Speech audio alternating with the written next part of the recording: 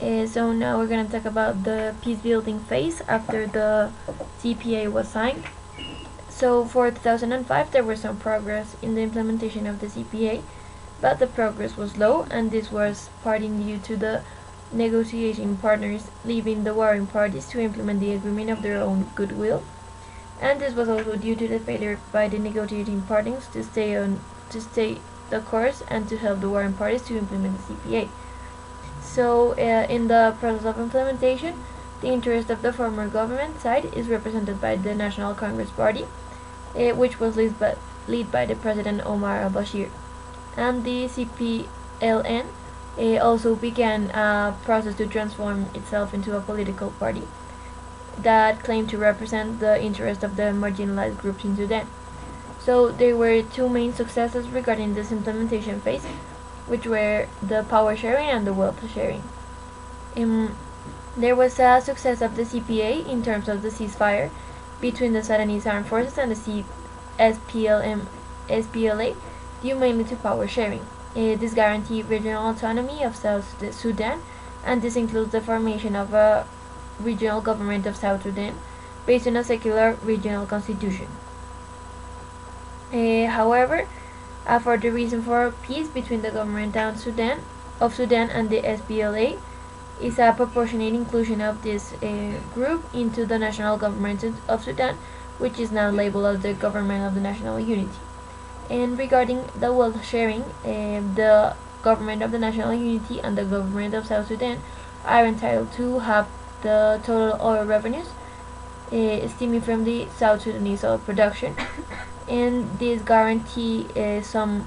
regional autonomy of South Sudan, and also provides for determined development efforts in the south.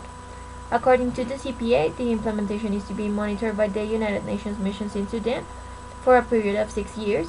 and based on a mandate of the UN Security Council. There were also two donor trust funds led by the World Bank, one on a national level for South Sudan, and they wanted to implement some development and infrastructural measures, and the Government of National Unity and the Government of South Sudan are supposed to contribute due to share oil revenues. So these two elements were key to ensuring that there was some autonomy of the government of South Sudan after the CPA was signed. So there were also some challenges and failures and some disappointed expectations. The president Salva Kiir once stated that there were still some challenges regarding this CPA, and they were the Abdi Protocol, and Kiir stated that during the negotiations the National Congress Party and the SPLM committed to be binding arbitration of the Abdi Boundary Commission, and he complained that since the NCP rejected the Commission decision, there has been no progress regarding this issue. And he also noticed that the Federal Ministry had not paid the necessary funds to the commissions that was supposed to demarcate the north-south border. This has stalled the redeployment of forces who were supposed to have withdrawn. And another problem resulting from this is the failure to agree on the respective boundaries of the north, and it ends in the rising tensions over the control of the newly discovered oil resources in this area. Another challenge or failure is the armed forces withdrawal and integration. The Sudan armed forces remain in this part of the territory that is Abjay, though the deadline for its withdrawal was in July 2007. And there's also has been a recognition that the SPLA has not completely withdrawn his forces from the transition areas due to technical and logistical issues.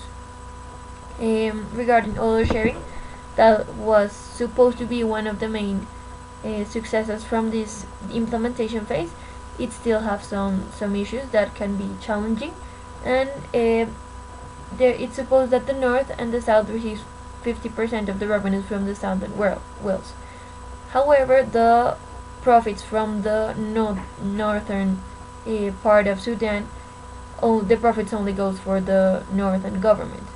So here we can see that it's like a disproportional measure, and the proper amount of revenue has not been transferred to the government of Southern Sudan. And the final element that here states about the challenges and failures of this implementation phase was the absence of a reconciliation and healing processes. This doesn't mean that there was no reconciliation process, however, that it was not completely it was not well implemented. And the SPLM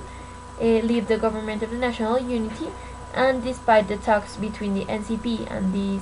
SPLM since 2005, the two parties have been not using the same language in negotiation, and there is still an ongoing policy of the NCP towards Islamization and Arabization, which has downplayed the CPA in favor of promulgating this NCP message. As well, there has been several commissions that had not been yet established, such as the Human Rights Commissions, the National Civil Service Commission, and the National Lands Commission, which were really important for the infrastructure recoverment and the effective development in both parts of Sudan. So there were some expectations regarding this process from the civil population that was to solve these key economic problems that were regarding primarily on land and water rights and the redistribution of oil revenues.